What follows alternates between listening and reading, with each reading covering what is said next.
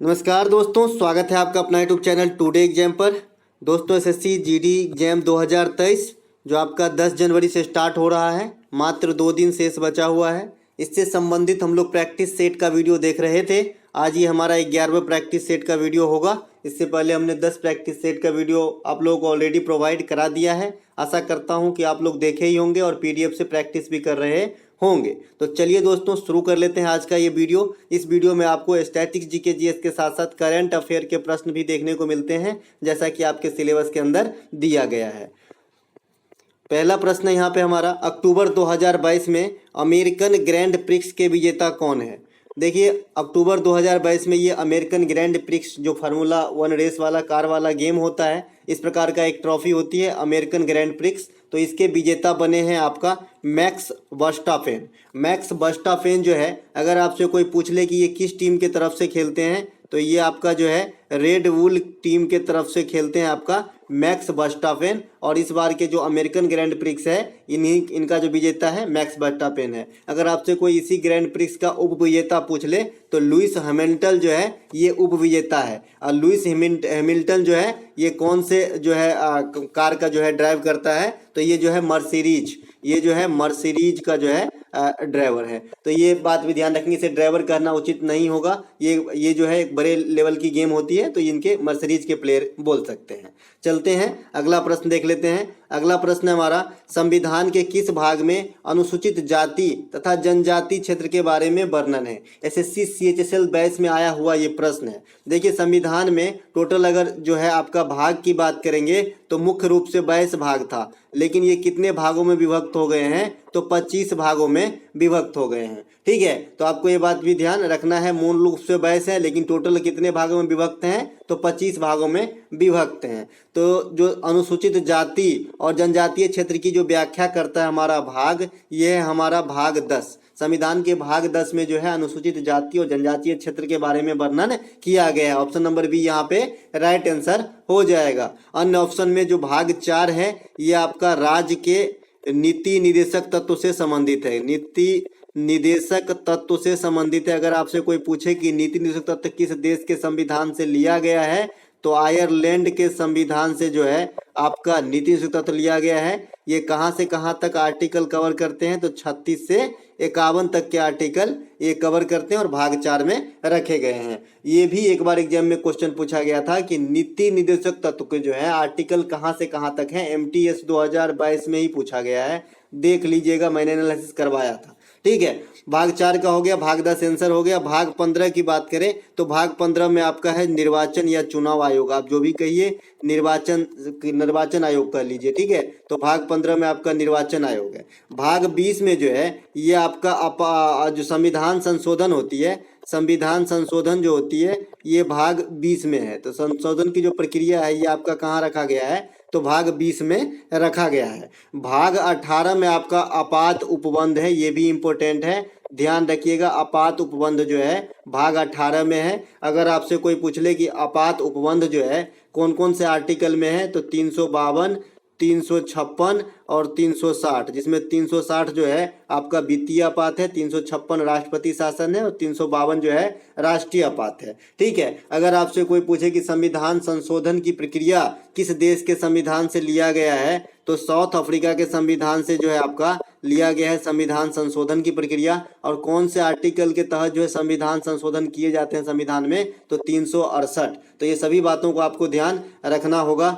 अगला प्रश्न है हमारा, मन्नार की खाड़ी किन 2 देशों को अलग करती है? देखिए, जो एक्स्ट्रा फैक्ट होता है अगर आप नहीं जान रहे हो तो कहीं नोट कर लें या फिर अच्छे से सुने समझे, ताकि एक्स्ट्रा फैक्ट जो है आपका जो है काफ़ी एग्जाम में बेनिफिट पहुंचाएगा। क्योंकि एक क्वेश्चन के साथ साथ मैं कई प्रश्नों का आंसर आपको देता हूं और पूरा जड़ खोद डालता हूं, इससे आपको याद करने में भी इजी होगी। मन्नार की खाड़ी किन 2 देशों को अलग करती है? तो मन्नार की खाड़ी जो है ये भारत और श्रीलंका को अलग करती है। ऑप्शन नंबर बी यहाँ पे राइट आंसर हो जाएगा। अगर आपसे कोई पूछे कि डुगोंग प्रजनन केंद्र या डुगोंग संरक्षण क्षेत्र कहाँ पर स्थापित किया गया है भारत में, तो मन्नार की खाड़ी में ही किया गया है, जो तमिलनाडु के आसपास है। ठीक है, डुगोंग कहने का मतलब है, डुगोंग एक समुद्री जीव होता है, इसे समुद्री गाय भी कहा जाता है। क्या कहा जाता है? इसे समुद्री गाय भी कहा जाता है डुगोंग को। ये गेंडा जैसे एक प्राणी होता है जो आपका घास फूस खा के जीता है। तो इनके संरक्षण का केंद्र जो है मन्नार की खाड़ी के पास लगाया गया है, जो तमिलनाडु के आसपास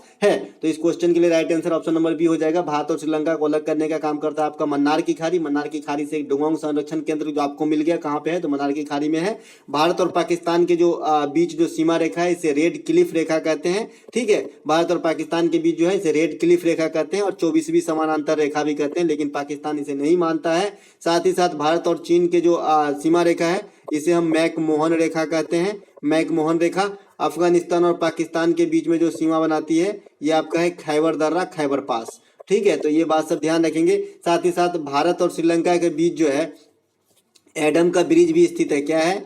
एडम ब्रिज जो है आपका भारत और श्रीलंका के बीच में स्थित है, जिसे राम सेतु भी कहते हैं। तो ये बात भी ध्यान रखना है। ठीक है, एलिफेंटा पास कहाँ स्थित है? तो श्रीलंका में स्थित है। एक जो है एलिफेंटा पास, ये भी आपसे क्वेश्चन पूछा गया था। एलिफेंटा पास कहाँ है? तो ये आपका श्रीलंका में है। हम्बनटोटा बंदरगाह अगर आपसे कोई पूछ ले कि कहाँ पे है, तो ये भी आपका श्रीलंका के अंदर ही स्थित है। तो ये सभी बात आपको ध्यान रखना है। अगला प्रश्न है हमारा, अक्टूबर 2022 के अनुसार भारत के रक्षा सचिव कौन है? इंपोर्टेंट करंट अफेयरों में से ये क्वेश्चन रहेगा। तो अक्टूबर 2022 के अनुसार जो है भारत का रक्षा सचिव जो है ये आपका अजय कुमार ही हो जाएगा। अजय कुमार जो है, हालांकि ये बदल गया है, लेकिन एसएससी में क्वेश्चन पूछने का एक नया तरीका अपनाया है कि आपको एक महीना और ईस्वी का नाम दे देगा, उस अकॉर्डिंग आपको आंसर को सिलेक्शन करना होता है। तो यहाँ पे अक्टूबर 2022 के अनुसार पूछा गया है, तो अजय कुमार आंसर हो जाएगा, क्योंकि अजय कुमार का ही जगह लिया है आपका गिरधर अरमान ने, लेकिन ये नवंबर 2022 में जो है इस पोस्ट को संभाले हैं।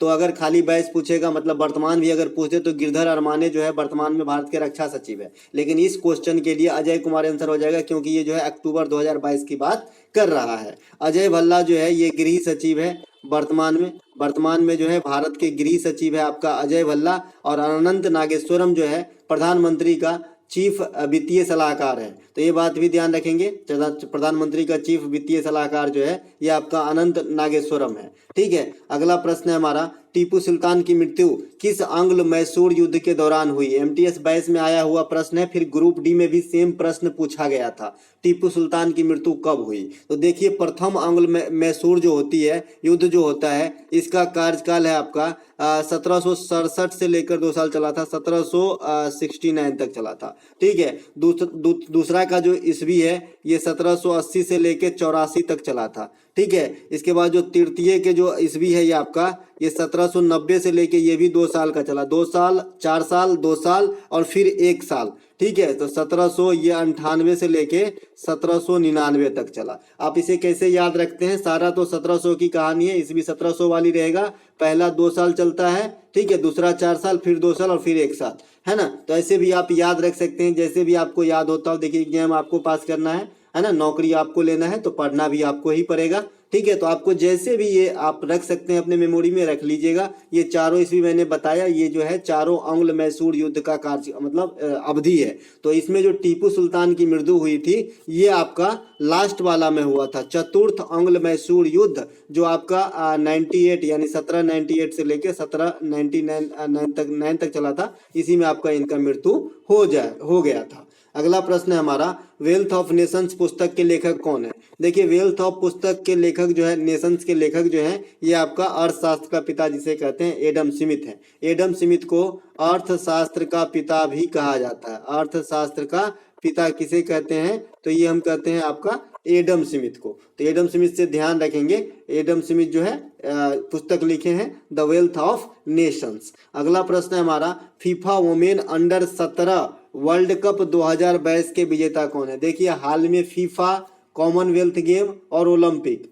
और जो क्रिकेट हुआ है अभी T20 वर्ल्ड कप, तो ये चारों से आपको प्रश्न एग्जाम में जरूर देखने को मिलेगा। तो एक बार इसे अच्छे से रीड आप जरूर कर लें, विशेष रूप से कि मैन ऑफ द मैच कौन रहा, मैन ऑफ द सीरीज कौन रहा, पूरे टूर्नामेंट में प्लेयर ऑफ द मतलब जो भी होता है, मैं सबसे ज़्यादा विकेट कौन ले, सबसे ज़्यादा रन कौन बनाए, ये सब आपको जरूर देख लेना है। ठीक है, तो FIFA women under 17 World Cup 2022 के विजेता हैं आपका स्पेन, और ये उप विजेता जो है रनर अप कौन रहे? तो ये कोलंबिया जो है उप विजेता रहे आपका under 17 FIFA World Cup women वाली, ठीक है। और ये कहाँ पर हुआ था, तो ये भारत में हुआ था, ये मेजबानी किया था आपका भारत, इसीलिए इसे कर लेंगे इम्पोर्टेंट, ठीक है। VVI कर लीजिएगा इसको, ठीक है। और अगर आपसे पूछे कि ग्रुप डी में तो ऐसे पूछा गया था कि कितने शहर में हुआ था, तो ये 3 शहर में हुआ था आपका। एक गोवा में होता है, मारवा गोवा में, भुवनेश्वर में और नई मुंबई में। तो ये 3 शहर में करवाया गया था ये खेल,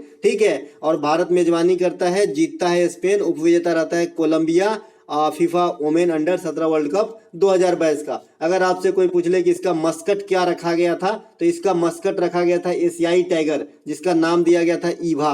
क्या नाम दिया गया था? ईभा नाम दिया गया था, ईभा। इस प्रकार से इसका अर्थ होता है एशियाई टाइगर का ही मतलब ईभा नाम दे दिया गया था, और इसका शुभंकर जो है घोषित किया गया था इसको। तो ये भी ध्यान रखना है। साथ ही साथ में अभी जो लेटेस्ट वाला फीफा वर्ल्ड कप हुआ है, ये कहाँ पर हुआ है, तो ये आपका कतर के अंदर हुआ है। विजेता कौन रहा है, तो अर्जेंटीना रहा है। उपविजेता कौन रहा है, तो फ्रांस रहा है, जो अभी अभी हुआ है। तो इसके बारे में ध्यान रखना है। इसके बाद जो फीफा अगले साल यानी मतलब यही साल, अब तो 2023 आ गया है, फीफा अंडर 20 वर्ल्ड कप कहाँ होगा, तो ये आपका इंडोनेशिया के अंदर होगा। कहाँ पे होगा? इंडोनेशिया के अंदर होगा आपका फीफा अंडर 20 वर्ल्ड कप इसी साल 2023 में। 2023 में फीफा वोमेन वर्ल्ड कप कहाँ पर होगा, तो ये ऑस्ट्रेलिया प्लस न्यूजीलैंड के अंदर होगा। 2023 में जो है 50 ओवर वाला क्रिकेट वर्ल्ड कप होना है, ये कहाँ होगा, ये भारत के अंदर होगा, ठीक है। 2026 वाला जो फीफा मेन वाला होगा, ये पर USA, कनाडा और मैक्सिको के अंदर संयुक्त रूप से होगा, 3 देश के अंदर। इसके अलावा 2024 का जो ओलंपिक होगा मेन वाला, ये आपका पेरिस के अंदर होगा। तो ये सभी बात आपको ध्यान रखना है, अच्छे से पॉज करके सुनिए और समझिए। अगला प्रश्न हमारा, पहली राष्ट्रीय आय समिति का गठन 1949 में की गई थी, इसके अध्यक्ष कौन थे? CGL 2022 में आया हुआ प्रश्न है ये।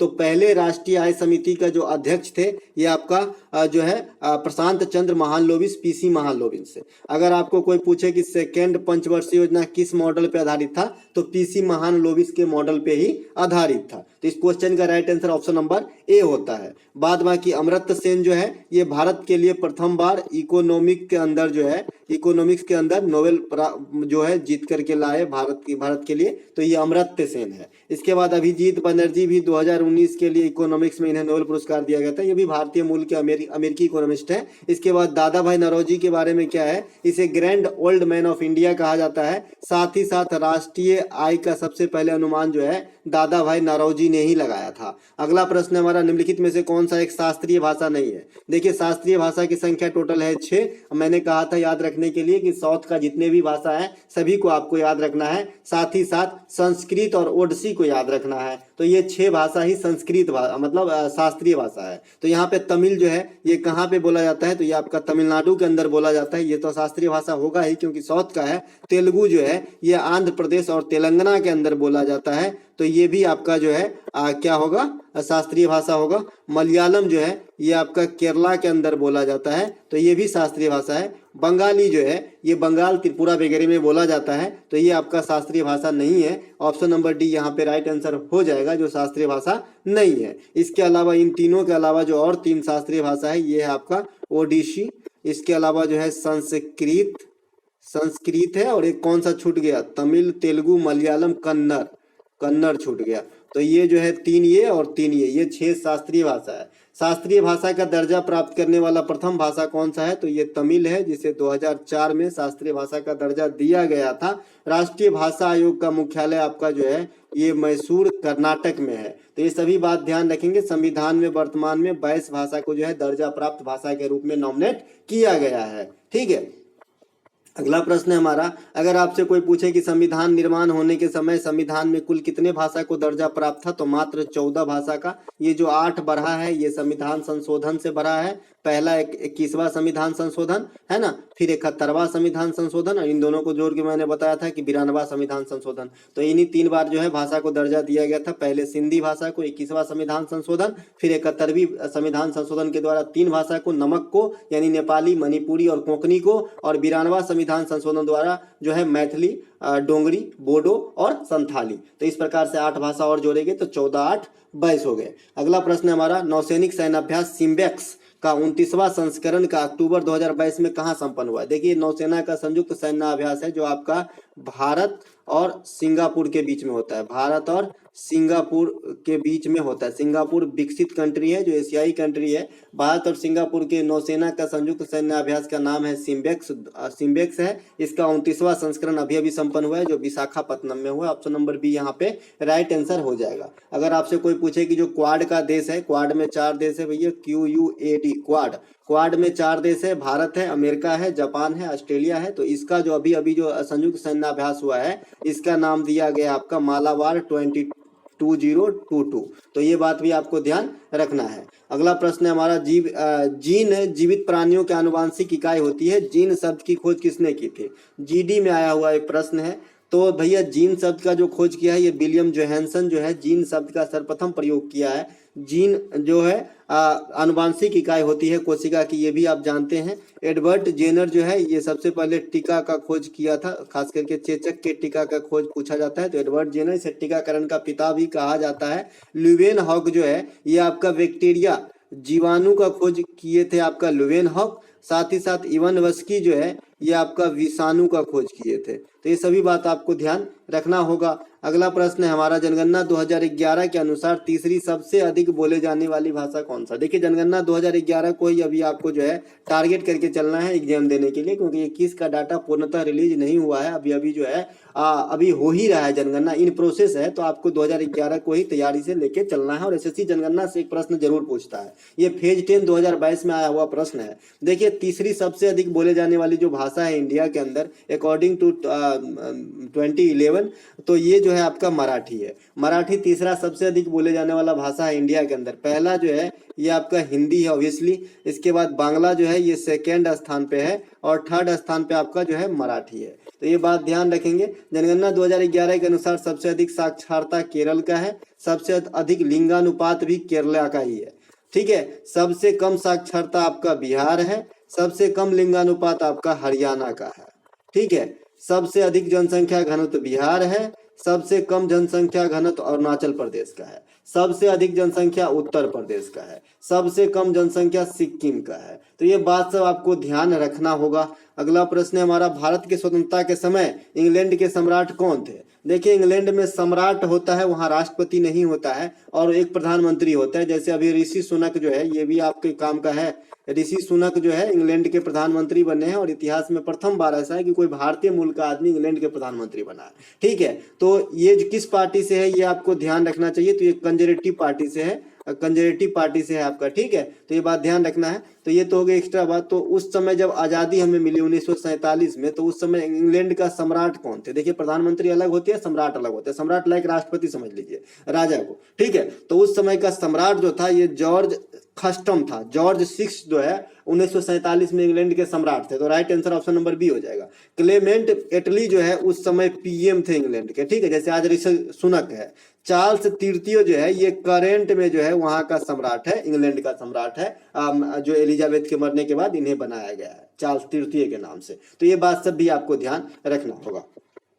अगला प्रश्न है हमारा, निम्नलिखित में से कौन सा अवधि भारतीय इतिहास में योजना अवकाश के नाम से प्रचलित है? देखिए, CGL 2022 में ऐसा क्या हुआ कि एक बार जो है पंचवर्षीय योजना 3 साल तक बनी ही नहीं, तो इसे जो है योजना अवकाश नाम दे दिया गया। ये अवधि कौन सा था? तो 66 से लेकर 69, 1966 से लेकर 1969, ये काफी उतल पुतल बड़ा समय रहा था भारतीय इतिहास में। और इस समय जो है योजना नहीं बना, तो इसे ही योजना अवकाश नाम दे दिया गया। तो यही राइट आंसर है, ऑप्शन नंबर सी। बाद बाकी 1951 से 56 ये प्रथम जो पंचवर्षीय योजना था, इसका जो है अवधि है 1951 से 56। फिर 56 से 61 होता है दूसरा। ठीक है, और तृतीय के बाद जो है ब्रेक लगती है और फिर चौथा होता है आपका 69 से 74। ठीक है, तो ये बात भी ध्यान रखेंगे।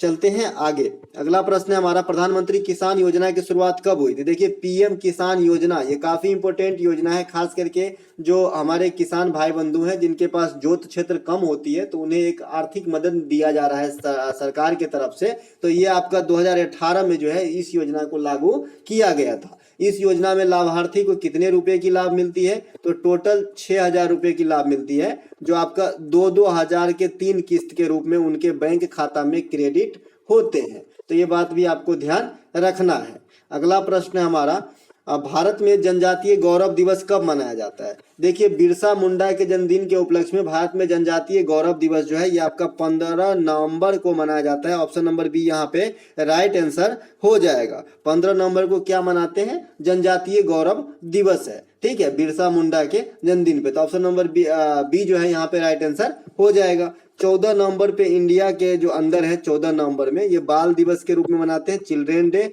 और साथ ही साथ विश्व स्तर पे अगर बात कर ले तो विश्व मधुमेह दिवस भी मनाते हैं उस दिन, ठीक है, विश्व मधुमेह दिवस भी मनाते हैं आपका 14 नवंबर को ही, है ना।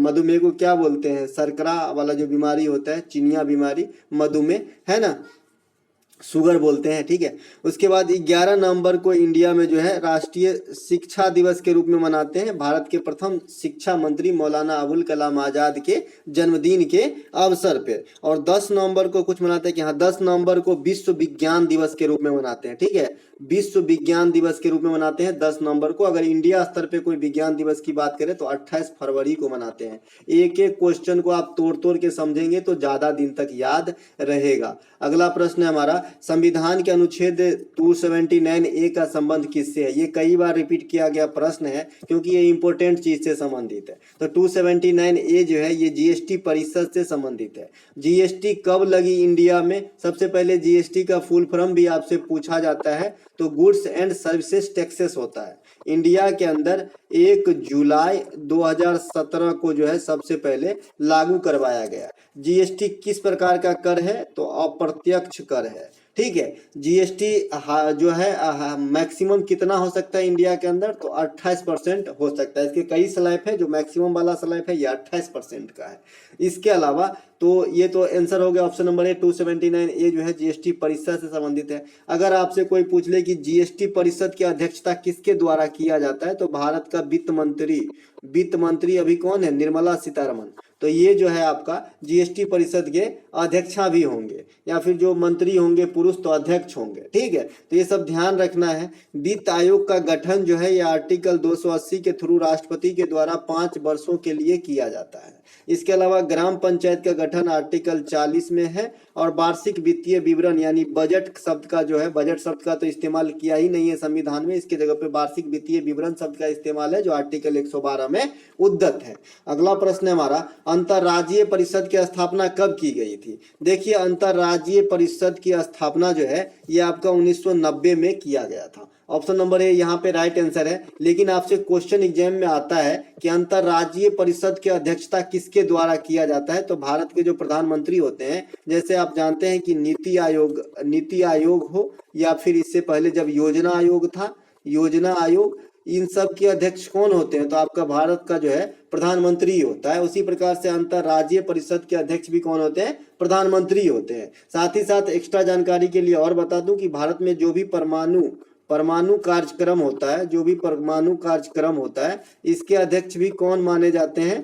इनडायरेक्टली तो प्रधानमंत्री होते हैं। तो ये बात भी ध्यान रखेंगे। तो 1990 इस क्वेश्चन के लिए राइट आंसर हो जाएगा। बात करें 1982 में कुछ हुआ है, तो 1982 में जो है नाबार्ड की स्थापना हुआ है। किसका? नाबार्ड, जानते हैं आप, कृषि साख वाली बैंक है, ये सबसे जो हाई है उस कृषि क्षेत्र का। तो इसकी जो है 12 जुलाई 1982 की स्थापना होता है। अगर नाबार्ड का कोई मुख्यालय पूछ ले तो ये आपका कहाँ पे है? तो ये आपका मुंबई के अंदर है। तो ये बात भी ध्यान रखना है। इसके अलावा जो 1885 में तो इंडियन नेशनल कांग्रेस की स्थापना हुई है, आईएनसी की, तो ये बात भी ध्यान रखेंगे। 2015 में अभी हमने चर्चा किया, यही रख लीजिए, नीति आयोग की जो है गठन किया गया था, और ये किसका स्थान लिया था? योजना आयोग का। अगला प्रश्न हमारा, याक छम नृत्य का संबंध किस राज्य से है? तो याक छम नृत्य का संबंध जो है दोस्तों ये है आपका सिक्किम राज्य से, सिक्किम से संबंधित है याक छम नृत्य। अन्य जो ऑप्शन है, अरुणाचल प्रदेश का मैंने एक इंपॉर्टेंट नृत्य आपको बता रखा है, मुखौटा नृत्य जो है ये आपका अरुणाचल प्रदेश से संबंधित है। मणिपुर से मणिपुरी नृत्य वगैरह हो जाएंगे।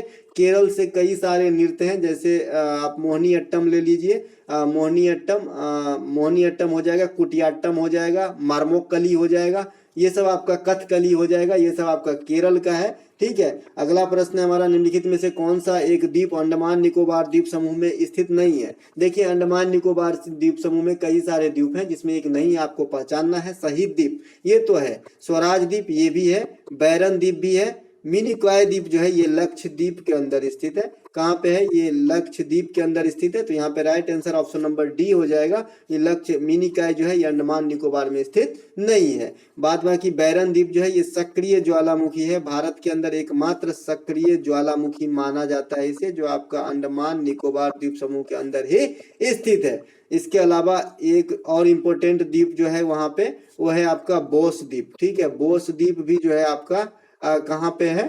तो ये भी अंडमान निकोबार में। इससे मिलता जुलता एक व्हीलर द्वीप, व्हीलर द्वीप जो है इंपॉर्टेंट है क्योंकि यहाँ से जो है परीक्षण का काम होता है। तो ये आपका ओडिशा में स्थित है और इसका नाम बदल के अब अब्दुल कलाम द्वीप कर दिया गया व्हीलर द्वीप का। तो ये बात भी ध्यान रखेंगे।